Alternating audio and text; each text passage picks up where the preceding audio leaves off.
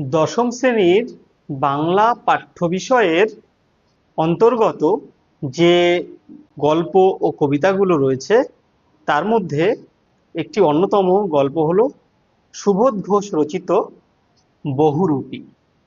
এই বহুরূপী গল্প থেকে তোমাদের প্রশ্ন আসার সম্ভাবনা। সুতরাং গল্পটি তোমরা ভালো করে পড়বে। হ্যালো স্টুডেন্টস, তোমরা দেখছো এডুডিউস, আর এডুডিউস চ্যানেলে তোমাদের সবাইকে স্বাগত জানাই। আজ আমি বহুরূপী গল্পটা নিয়ে আলোচনা করব এবং এর ভিতর থেকে বা মধ্য থেকে যে সকল গুরুত্বপূর্ণ প্রশ্নগুলি রয়েছে সেগুলো তুলে ধরব। তোমরা ভালো করে খেয়াল করবে। তাহলে শুরু করছি। বহুরূপী গল্প, সুবোধ ঘোষ রচিত বহুরূপী গল্প। হরিদার কাছে আমরাই গল্প করে বললাম। আচ্ছা, এর আগে জানতে হবে গল্পটা পড়ার আগে যে গল্পটা কোথা থেকে নেওয়া হয়েছে। সুবোধ ঘোষ রচিত যে গল্প সমগ্র আছে সেই গল্প সমগ্র থেকে কিন্তু বহুরূপী গল্পটা নেওয়া হয়েছে। এবার আমরা চলে যাই গল্পের ভিতরে। হরিদার কাছে আমরাই গল্প করে বললাম, শুনেছেন হরিদা কি কাণ্ড করেছেন? তাহলে হরিদার কাছে আমরাই গল্প করে বললাম, আমরা কারা?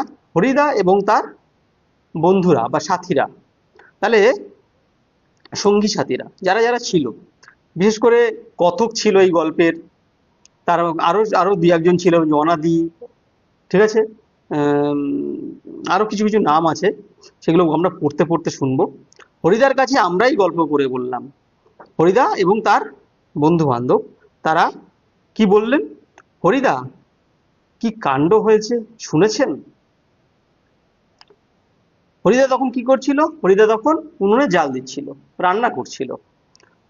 উনুনের মুখে ফু দিয়েই আর অনেক ধোঁয়া উড়িয়ে নিয়ে হরিদা এইবার আমাদের কথার জবাব দিলেন, না কিছুই শুনিনি। জগদীশবাবু যে কি কাণ্ড করেছেন শোনেননি হরিদা?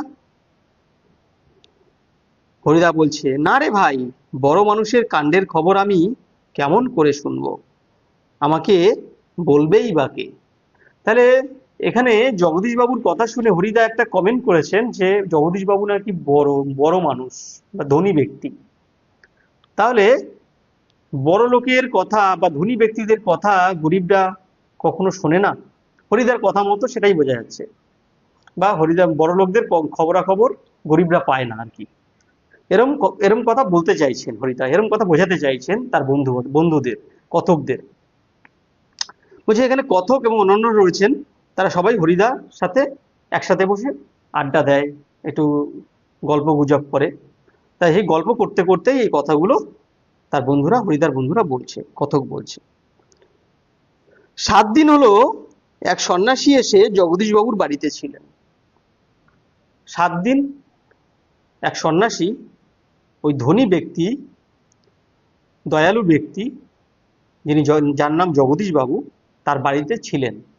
7 দিন ছিলেন ওই সন্ন্যাসী। সন্ন্যাসী ছিলেন খুব উঁচু দরের, তাই বলছি খুব উঁচু দরের সন্ন্যাসী। হিমালয়ের গুহাতে থাকেন, সারা বছরে শুধু একটি হরিতকি খান, এছাড়া আর কিছুই খান না। সন্ন্যাসীর বয়স 1000 বছরের বেশি হয়েছে বলে অনেকে মনে করেন। হরিদা বলছে, সন্ন্যাসী কি এখনো আছেন? না, চলে গিয়েছেন। এই চলে গিয়েছেন এই কথাটা শুনেই হরিদা কিন্তু আক্ষেপ করেন। কিরকম আক্ষেপ করেন? থাকলে একবার গিয়ে তার পায়ের ধুলো নিতেন। তাহলে হরিদা জগদীশবাবুর বাড়িতে আসা সন্ন্যাসীর পায়ের ধুলো নেওয়ার ইচ্ছা প্রকাশ করেছেন, যদি সন্ন্যাসী জগদীশবাবুর বাড়িতে থাকতেন। এখান থেকে কিন্তু পরীক্ষায় প্রশ্ন আসে, হরিদা কি কাণ্ড হয়েছে শুনেছেন, এই যে লাইনটা, এখান থেকে কিন্তু প্রশ্ন আসে। এই যে জগদীশবাবুর বাড়িতে সন্ন্যাসী এসেছিলেন, সেই সন্ন্যাসী 7 দিন ছিলেন। কতদিন ছিলেন পরীক্ষা প্রশ্ন আসতে পারে। তিনি কি খেতেন, কোথায় থাকতেন, এখান থেকে কিন্তু পরীক্ষা প্রশ্ন আসতে পারে। হিমালয়ে থাকতেন, সারা বছরে শুধু একটি হরিতকি খেতেন, জগদীশবাবুর বাড়িতে এসে 7 দিন ছিলেন। তা পেতেন না হরিদা, সে ভয়ানক দুর্লভ জিনিস। কি পেতেন না? জগদীশবাবু কাছ থেকে কি না পাওয়ার কথা বলা হয়েছে? বা জগদীশবাবু বাড়িতে আসা সন্ন্যাসীর কাছ থেকে কি না পাওয়ার কথা বলা হয়েছে। তা পেতেন না হরিদা। হরিদা কি পেতে চেয়েছিলেন? ওই যে বললাম পায়ের ধুলো, সন্ন্যাসীর পায়ের ধুলো। তা সন্ন্যাসীর পায়ের ধুলো জগদীশবাবু কিন্তু নিয়েছিলেন। আর কি পদ্ধতিতে নিয়েছিলেন সেটা আমরা পরে পড়বো, কিন্তু হরিদা কিন্তু এই গল্প শুনে সেই সন্ন্যাসীর পায়ের ধুলো নিতে একটা ইচ্ছা প্রকাশ করেছেন। শুধু ওই একা জগদীশবাবু ছাড়া আর কাউকে ধুলো নিতে দেননি সন্ন্যাসী। হরিদা বলছেন কেন? জগদীশবাবু একজোড়া কাঠের খড়মে সোনার বোল লাগিয়ে সন্ন্যাসীর পায়ের কাছে ধরলেন। তখন বাধ্য হয়ে সন্ন্যাসী পা এগিয়ে দিলেন, নতুন নতুন খড়ম পড়লেন, আর সেই ফাঁকে জগদীশবাবু পায়ের ধুলো নিয়েছিলেন। হরিদা বলছে, বাহ, এ তো বেশ মজার ব্যাপার। তার পরীক্ষা আসতে পারে যে এ তো বেশ মজার ব্যাপার, মজার ব্যাপারটি কি ছিল? পরীক্ষা প্রশ্ন হতেই পারে এখান থেকে। তোমরা যে লাইনগুলো থেকে প্রশ্ন হওয়ার সম্ভাবনা যেগুলো বলছি তোমরা কিন্তু আন্ডারলাইন করে নেবে, ঠিক আছে? আর এগুলো কিন্তু পড়বে বাড়িতে। তাহলে দুর্লভ জিনিসটি কি? সে ভয়ানক দুর্লভ জিনিস, এই লাইনটা তুলেও পরীক্ষায় প্রশ্ন আসে। দুর্লভ জিনিসটি কি? দুর্লভ জিনিসটি হচ্ছে সন্ন্যাসীর পায়ের ধুলো। যে সন্ন্যাসী জগদীশবাবুর বাড়িতে এসে 7 দিন ছিলেন, হিমালয় থেকে এসেছিলেন এবং সারা বছরে একটি করে হরিতকি খেতেন, সেই সন্ন্যাসীর পায়ের ধুলোকে দুর্লভ জিনিস বলা হয়েছে। হ্যাঁ, তাছাড়া সন্ন্যাসীকে বিদায় দেওয়ার সময় জগদীশবাবু 100 টাকার একটা নোট জোর করে সন্ন্যাসীর ঝোলার ভেতরে ফেলে দিলেন। সন্ন্যাসী হাসলেন আর চলে গেলেন। তাহলে জগদীশবাবু সন্ন্যাসীর ঝোলার ভিতরে 100 টাকা দিয়েছিলেন, বা সন্ন্যাসী নিতে চাননি, সন্ন্যাসীর ঝোলার ভিতরে 100 টাকাটা ফেলে দিয়েছিলেন। গল্প শুনে খুব গম্ভীর হয়ে গেলেন হরিদা। অনেকক্ষণ চুপ করে রইলেন। আমরা কি বলছি না বলছি সেদিকে হরিদার যেন কান নেই। হরিদা চিন্তা করছে, ভাবছে করে সন্ন্যাসী সেজে যাওয়া যায় আর কি। হরিদার উনুনের আগুন তখন বেশ গনগন করে জ্বলছে। আমাদের চায়ের জন্য 1 হাঁড়ি ফুটন্ত জল নামিয়ে দিয়ে হরিদা তার ভাতের হাঁড়িটাকে উনুনে চড়ালেন। শহরের সবচেয়ে সরু এই গলিটার ভেতরে এই ছোট্ট ঘরটাই হরিদার জীবনের ঘর, আর আমাদের 4 জনার সকাল সন্ধ্যার আড্ডার ঘর। তাহলে হরিদাকে নিয়ে কতজন ছিলেন? 4 জন। পরীক্ষা আসতে পারে কিন্তু শর্ট প্রশ্ন, যে কথক ও তার বন্ধুরা কতজন ছিলেন। চা, চিনি আর দুধ আমরাই নিয়ে আসি। হরিদা শুধু উনুনের আগুনের আছে জল ফুটিয়ে দেন। খুবই গরিব মানুষ হরিদা, কিন্তু কাজ করতে হরিদার প্রাণের মধ্যে যেন একটা বাধা আছে। ইচ্ছে করলে কোনো অফিসের কাজ কিংবা কোনো দোকানের বিক্রিওয়ালার কাজ পেয়ে যেতে পারেন হরিদা, কিন্তু এই ধরনের কাজ হরিদার জীবনের পছন্দই নয়। একেবারে ঘড়ির কাঁটার সামনে সময় বেঁধে দিয়ে আর নিয়ম করে নিয়ে রোজই একটা চাকরির কাজ করে যাওয়া হরিদার পক্ষে সম্ভব নয়। তাহলে হরিদা একই কাজ করতে ভালোবাসতেন না, নিত্য নতুন কাজ করতে তিনি ভালোবাসতেন। তাই তিনি মাঝে মাঝে বহুরূপী সাজতেন, আর হরিদার সেই বহুরূপ ধারণ করার বিষয় নিয়েই এই বহুরূপী গল্পটা। হরিদার উনুনের হাঁড়িতে অনেক সময় শুধু জল ফোটে, ভাত ফোটে না। এই একঘেয়ে অভাবটাকে সহ্য করতে হরিদার আপত্তি নেই, কিন্তু একঘেয়ে কাজ করতে ভয়ানক আপত্তি। হরিদার জীবনে সত্যি একটা নাটকীয় বৈচিত্র্য আছে। পরীক্ষায় প্রশ্ন আসে কিন্তু, হরিদার জীবনে সত্যি একটা নাটকীয় বৈচিত্র্য আছে, বড় প্রশ্ন আছে 5 নম্বরের। আর সেটাই যে হরিদার জীবনের পেশা। হরিদা মাঝে মাঝে বহুরূপী সেজে যেটুকু রোজগার করেন তাতেই তার ভাতের হাঁড়ির দাবি মিটিয়ে দিতে চেষ্টা করেন। মাঝে মাঝে সত্যি উপোস করেন হরিদা। তারপর হঠাৎ একদিন আবার সকালে বা সন্ধ্যায় বিচিত্র ছদ্মবেশে অপরূপ হয়ে পথে বের হয়ে পড়েন। তাহলে হরিদা কখন কখন বহুরূপী সাজতেন বা সাজতেন? সকালে কিংবা সন্ধ্যায়। যারা চিনতে পারে তারা 1 আনা 2 আনা বকশিস দেয়, যারা চিনতে পারে না তারা হয় কিছুই দেয় না, কিংবা বিরক্ত হয়ে 2-1 পয়সাও দিয়ে দেয়।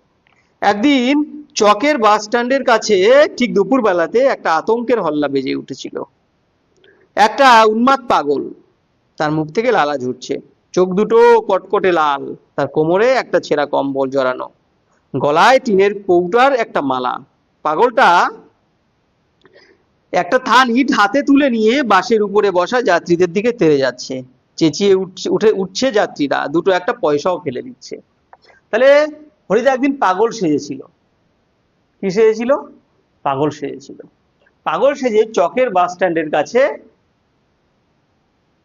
সে পৌঁছায় এবং বাসের যে যাত্রীরা থাকে তাদের দিকে ইট নিয়ে তেড়ে যায়। যারা চিনতে পারে তারা দুই একটা পয়সা দেয়, আর যারা চিনতে পারে না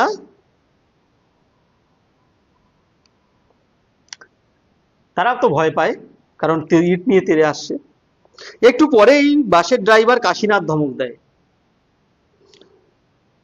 বাসের ড্রাইভারের নাম কি? পরীক্ষায় কিন্তু শর্ট প্রশ্ন আসতে পারে। কাশীনাথ। খুব হয়েছে হরি, এইবার সরে পড়ো, অন্যদিকে যাও। হ্যাঁ, এটা কি একটা বহুরূপী?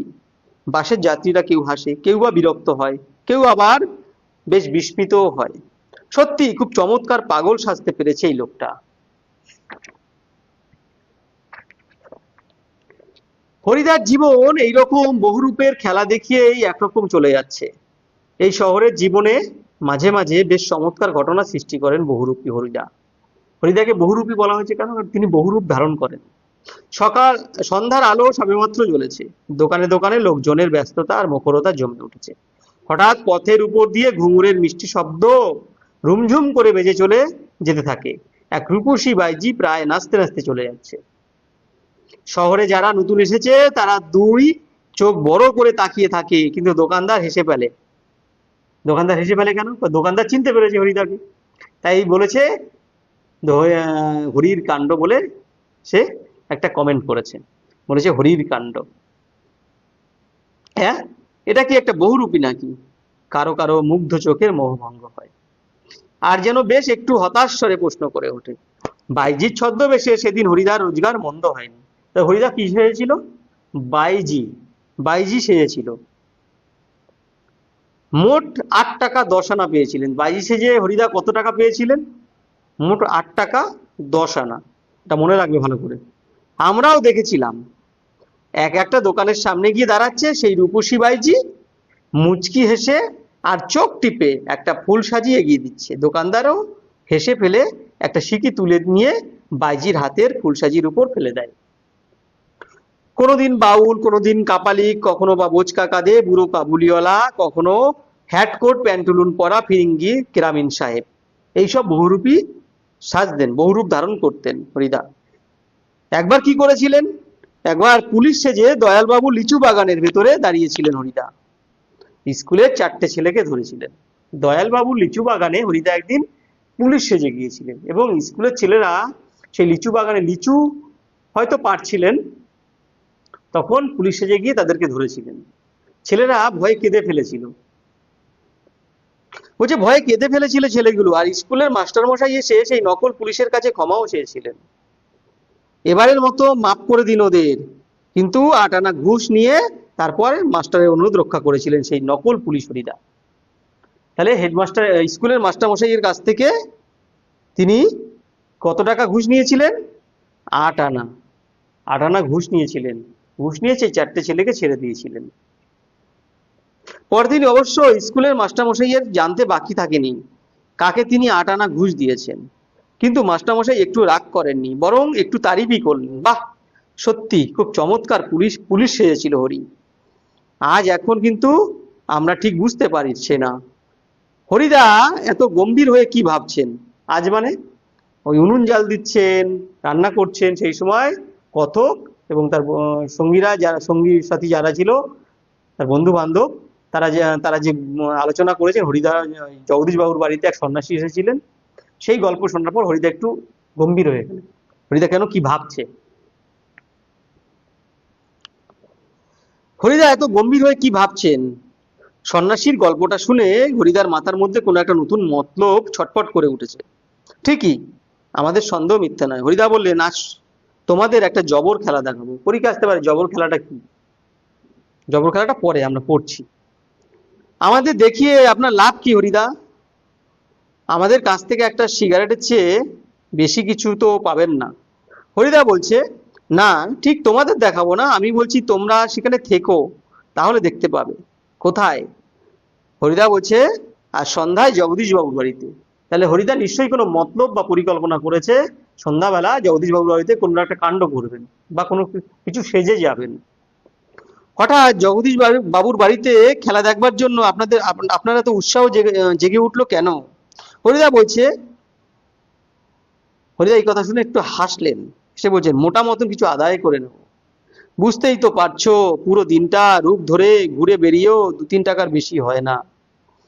একবার বাইজি সেজে অবশ্যই কিছু বেশি আদায় মানে হয়েছিল, কিছু বেশি পাওয়া গিয়েছিল, কিন্তু ওতেই বা কি হবে? ঠিকই বলেছেন হরিদা, সপ্তাহে বড় জোর একটা দিন বহুরূপী সেজে পথে বেরোতেন হরিদা। তাহলে লেখকের কথায় হরিদা কতদিন পথে বেরোতেন বহুরূপী সেজে? একদিন, সপ্তাহে একদিন। কিন্তু তাতে হরিদার 7 দিনের পেট চলবার মতো রোজগার হয় না। হরিদা বলেন, না, এবার আর কাঙালের মতো হাত পেতে বকশিস নেওয়া নয়, এবার মারিত হাতি লুটিত ভান্ডার। তার মানে হরিদা এবার বড় কিছু আদায় করে নেবে। মারিত হাতি লুটিত ভান্ডার। শর্ট প্রশ্ন আসতে পারে যে হরিদা কি করতে চেয়েছিলেন? হাতি মারবে আর ভান্ডার লুট করবে। তার মানে হরিদা জগদীশবাবুর বাড়ি থেকে বা জগদীশবাবুর কাছ থেকে অনেক কিছু বেশি কিছু আদায় করে নেবেন। একেবারে একেবারে যা ঝেলে নেবো তাতে আমার সারা বছর চলে যাবে। কিন্তু সে কি করে সম্ভব? জগদীশবাবু ধনী মানুষ বটেন, কিন্তু বেশ কৃপণ মানুষ। হরিদাকে একটা যোগী সন্ন্যাসী কিংবা বৈরাগী সাজতে দেখে কত আর খুশি হবেন জগদীশবাবু? আর খুশি হলেই বা কত আনা বকশিস দেবেন? 5 আনার বেশি তো নয়। হরিদা বলেন, তোমরা যদি দেখতে চাও তবে আজ ঠিক সন্ধ্যায় জগদীশবাবুর বাড়িতে থেকো। আমরা বললাম, থাকবো। আমাদের স্পোর্টসের চাঁদা নেবার জন্য আজ ঠিক সন্ধ্যাতেই জগদীশবাবুর কাছে যাব। তাহলে ছেলেরা জগদীশবাবুর বাড়িতে কোন অজুহাতে যাবে, কোন উদ্দেশ্য নিয়ে? স্পোর্টসের চাঁদা নিতে যাবে। বড় চমৎকার আজকের এই সন্ধ্যার চেহারা। লাইনটা মার্ক করে নিও, বড় প্রশ্ন আসে। বড় চমৎকার আজকের এই সন্ধ্যার চেহারা। আমাদের শহরের গায়ে কতদিন তো চাঁদের আলো পড়েছে, কিন্তু কোনোদিন তো আজকের মতো এত স্নিগ্ধ শান্ত উজ্জ্বলতা কখনো চারিদিকে এমন সুন্দর হয়ে ফুটে ওঠেনি। ফুরফুর করে বাতাস বইছে। জগদীশবাবুর বাড়িতে মানে যে বাগান ছিল, সেই বাগানের সব গাছের পাতাগুলো ঝিরঝির শব্দ করে কি যেন বলতে চাইছে। জগদীশবাবুর বাড়ির বারান্দাতে মস্ত বড় একটা আলো জ্বলছে। সেই আলোর কাছে একটা চেয়ারের উপর বসে আছেন জগদীশবাবু। সাদা মাথা, সাদা দাড়ি, সৌম্য শান্ত জ্ঞানী মানুষ জগদীশবাবু। আমরা আমাদের স্পোর্টসের চাঁদার খাতাটাকে জগদীশবাবুর হাতে তুলে দিয়ে দাঁড়িয়ে আছি। চমকে উঠলেন জগদীশবাবু। বারান্দায় সিঁড়ির দিকে তাকিয়ে জগদীশবাবুর দুই বিস্মিত চোখ অপলক হয়ে গেল, মানে আর পলক পড়ছে না। বারান্দায় সিঁড়ির দিকে তাকিয়েছে জগদীশবাবু, অমনি তার দুই চোখ একদম মার্বেলড হয়ে গেছে, গোল হয়ে গেছে, বড় বড় করে তাকিয়ে রয়েছে। আমরাও চমকে উঠেছি বই কি, আমরা মানে কথকরা। আশ্চর্য হয়েছি, একটু ভয়ও পেয়েছি, কারণ সত্যি যে বিশ্বাস করতে পারছি না। সিঁড়ির কাছে এসে যে দাঁড়িয়েছে সে কি সত্যি হরিদা? ও চেহারা কি সত্যি কোনো বহুরূপীর হতে পারে? জটাজুটধারী কোনো সন্ন্যাসী নয়, হাতে কমণ্ডলু নেই, চিমটে নেই, মৃগ চর্মের আসনও নেই, গৈরিক সাজও নেই। তাহলে একজন সাধু বা সন্ন্যাসী হতে গেলে যেসব মানে বেশ বা তার যে গরিমা দরকার, তার যে লুকিং দরকার, সেগুলো কিন্তু হরিদার কিন্তু ছিল না। তথাপি কিন্তু তাকে দেখে জগদীশবাবু কিন্তু বিস্মিত হয়েছিল। হাতে কমণ্ডলু থাকা দরকার, হাতে চিমটে থাকা দরকার, কিন্তু সেসব কিছুই নেই।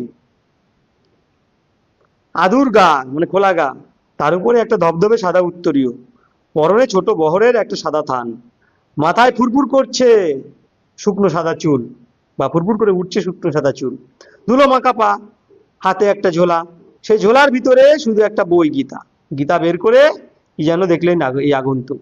গীতা তোমরা জানো যে হিন্দুদের ধর্মগ্রন্থ। তারপর নিজের মনেই হাসলেন। আগন্তুক এই মানুষটি যেন এই জগতের সীমার ওপার থেকে হেঁটে হেঁটে চলে এসেছেন। শীর্ণ শরীরটাকে প্রায় অশরীরী একটা চেহারা বলে মনে হয়, কিন্তু অদ্ভুত উদান্ত শান্ত ও উজ্জ্বল একটা দৃষ্টি এই আগন্তুকের চোখ থেকে ঝরে পড়ছে। তাহলে একটু অদ্ভুত, একটু উদান্ত, একটু শান্ত, উজ্জ্বল,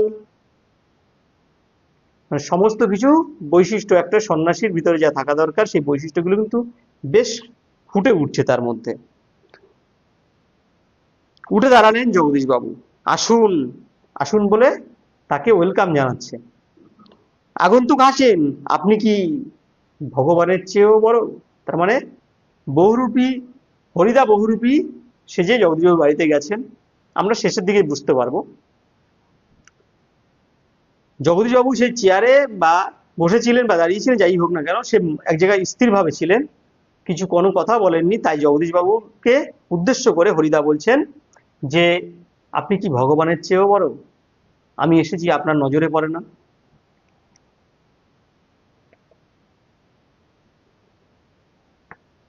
জগদীশবাবু কিছু ভেবে বলেন, কেন কেন আপনি কথা বলছেন মহারাজ? সে জগদীশবাবুর বাড়িতে আগন্তুককে বলছেন, মানে হরিদা আগন্তুক, তাকে বলছেন যে আপনি এই কথা কেন বলছেন মহারাজ?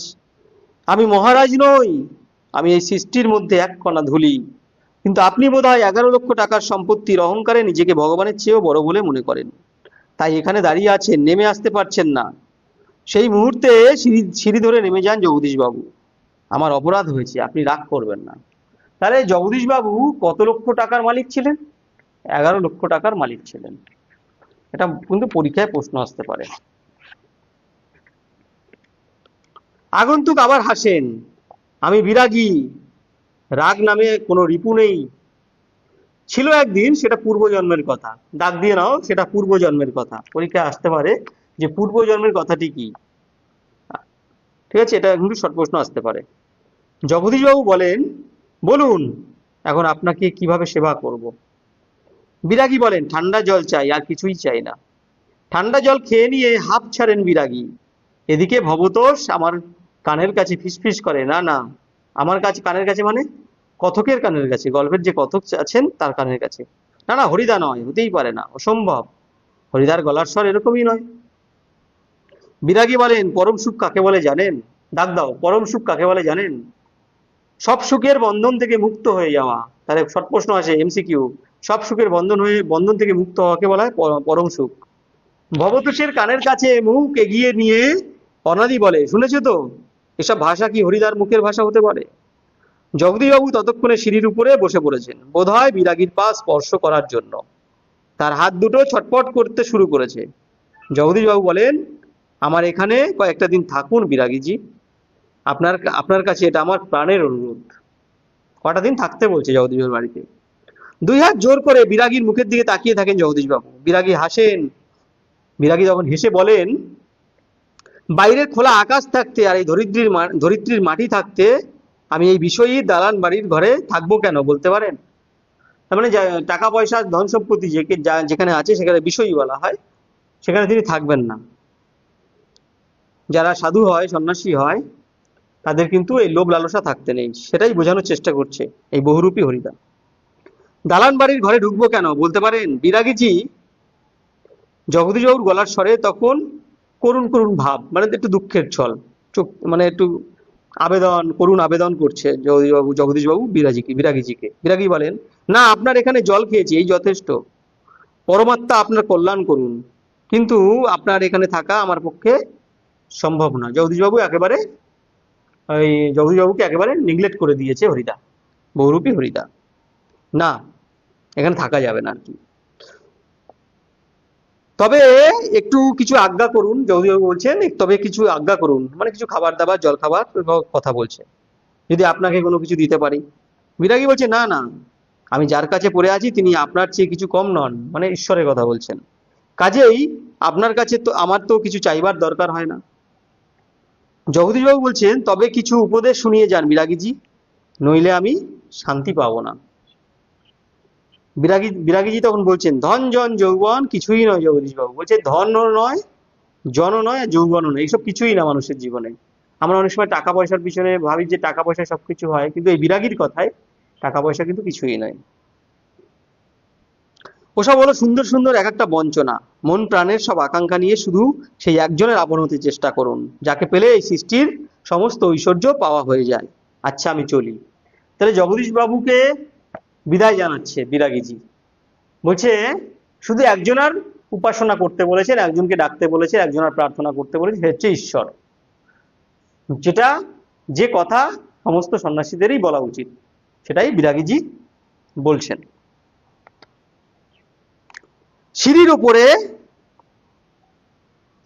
অচঞ্চল হয়ে একটা মিনিট দাঁড়িয়ে রইলেন বিরাগী।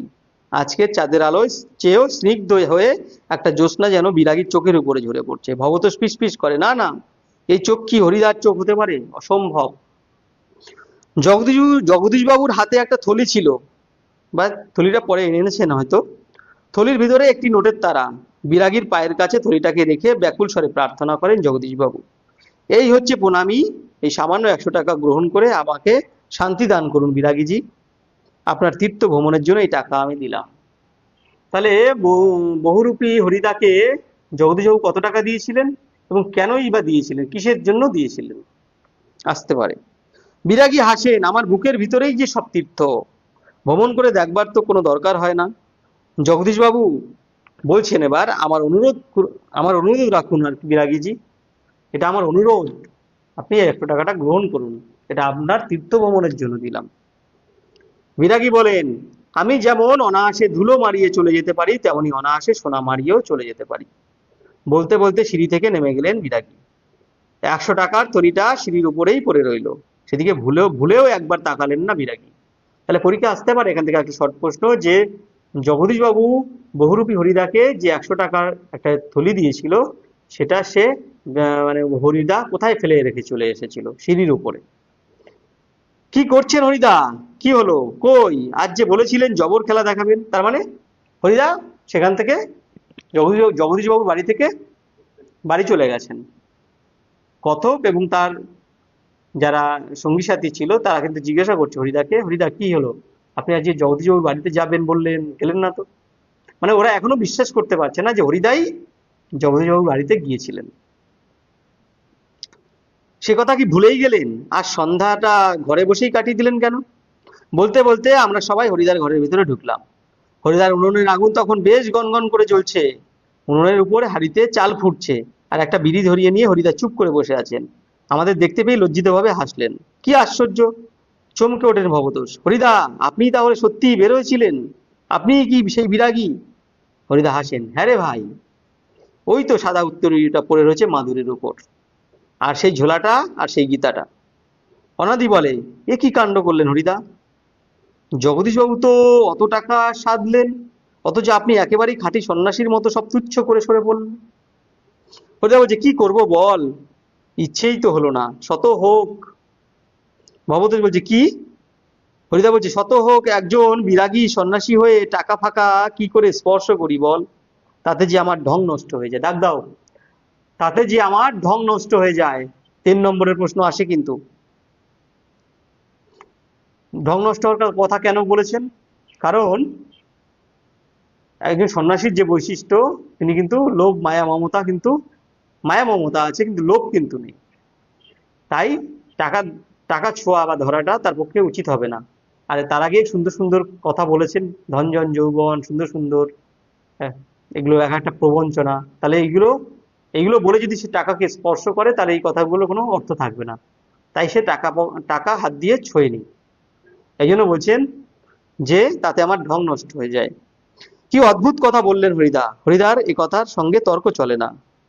বুঝতে অসুবিধা নেই, হরিদার জীবনের ভাতের হাঁড়ি মাঝে মাঝে জল ফুটিয়েই সারতে হবে। অদিষ্ট কখনো হরিদার এই ভুল ক্ষমা করবে না। দাগ দাও, বড় প্রশ্ন আসে। অদিষ্ট কখনো হরিদার এই ভুল ক্ষমা করবে না। অদিষ্ট মানে ঈশ্বর। অনাদি বলে, কিন্তু আপনি কি জগদীশবাবুর কাছে গিয়ে কখনো কখনো মানে কখনো ওই টাকাটা চাইবেন? সে কথা কখনো বলে থেমে গিয়েছেন। চেঁচিয়ে ওঠেন, চেঁচিয়ে হেসে ওঠেন হরিদা। যাবই তো, না গিয়ে উপায় কি? গিয়ে অন্তত বকশিসটা তো দাবি করতে হবে। বকশিস? চেঁচিয়ে ওঠেন ভবতোষ। সেটা তো বড় জোর 8 আনা কিংবা 10 আনা। হরিদা বিড়ি মুখে লজ্জিতভাবে হাসেন। আর কি করা যাবে বল, খাঁটি মানুষ তো নয়, এই বহুরূপীর জীবন এর থেকে বেশি কি আশা করতে পারে? তাহলে হরিদার জীবন কেমন ছিল? বহুরূপীর জীবন ছিল। সপ্তাহে একদিন তিনি বহুরূপী সেজে বাইরে বেরোতেন এবং কিছু পয়সা রোজগার করতেন, এই দিয়েই তার জীবন চলে যেত। একঘেয়ে কাজ করা বা অফিসিয়াল কাজ করা তার পক্ষে সম্ভব ছিল না, সে মেনে নিতে পারতেন না, তার ভালো লাগতো না। তাই সে এই বহুরূপী সেজে বেরোতেন। এই জন্যই গল্পের নামকরণ হয়েছে কি বহুরূপী। সুবোধ ঘোষ সুন্দরভাবে এই গল্পটা তুলে ধরেছেন। এখান থেকে যে ইম্পর্টেন্ট প্রশ্নগুলো আসে সেগুলো আমি বলে দিয়েছি, তবু আরেকবার করে একটু রিপিট করি। যে হরিদার চরিত্র আসতে পারে পরীক্ষায়, জগদীশবাবুর চরিত্র আসতে পারে, তারপরে লাইন তুলে প্রশ্ন আসতে পারে,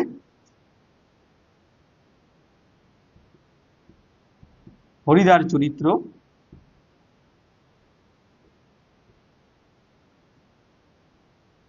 জগদীশবাবুর চরিত্র, এগুলো আসতে পারে।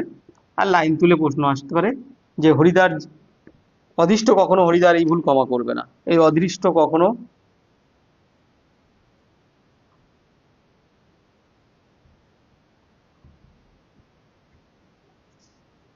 হরিদার এই ভুল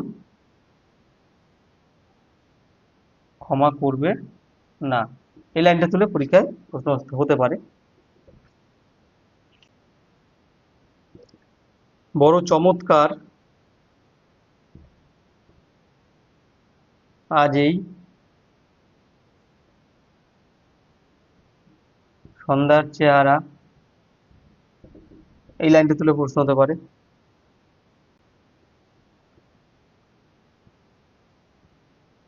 হরিদার জীবনে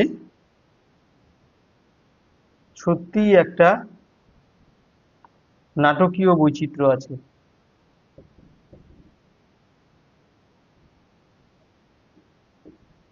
এইগুলো তুলে বড় প্রশ্ন হতে পারে এই চ্যাপ্টার থেকে।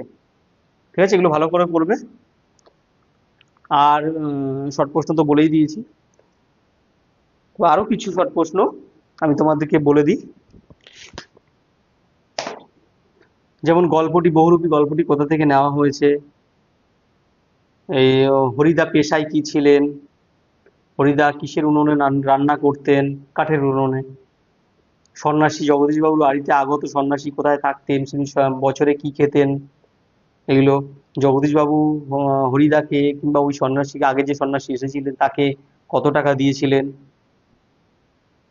তারপরে স্কুলের মাস্টারমশাই হরিদাকে কত টাকা ঘুষ দিয়েছিলেন, বাসের ড্রাইভার কে ছিলেন, জগদীশবাবু কত লক্ষ টাকার মালিক ছিলেন, বিরাগী ঝোলা থেকে কি বার করেছিলেন, দয়ালবাবু লিচু বাগানে হরিদা কটা ছেলেকে ধরেছিলেন, তারপরে দুর্লভ জিনিসটি কি ছিল, যে সে ভয়ানক দুর্লভ জিনিস এটা কি, এগুলো আসতে পারে পরীক্ষায়। তারপর ধন জন যৌবন এগুলোকে কি বলেছে, পরম সুখ কাকে বলে, এই প্রশ্নগুলো মোটামুটি তোমরা দেখে রাখবে। আশা করি তোমরা গল্প তো সোজাই আছে, তোমরা সব পারবে। আর যদি কিছু না পারো, কোনো কিছু উত্তরের দরকার হয়, প্রশ্নের দরকার হয়, বা কোনো কিছু আলোচনার দরকার হয়, তোমরা কমেন্ট বক্সে কমেন্ট করে জানিও। আমি চেষ্টা করব যত সম্ভব সেইগুলো উত্তর দেওয়া। ভালো থেকো, আমাদের চ্যানেলে ফলো রেখো, সাবস্ক্রাইব করো, লাইক করো, পড়াশোনা করো। বাই।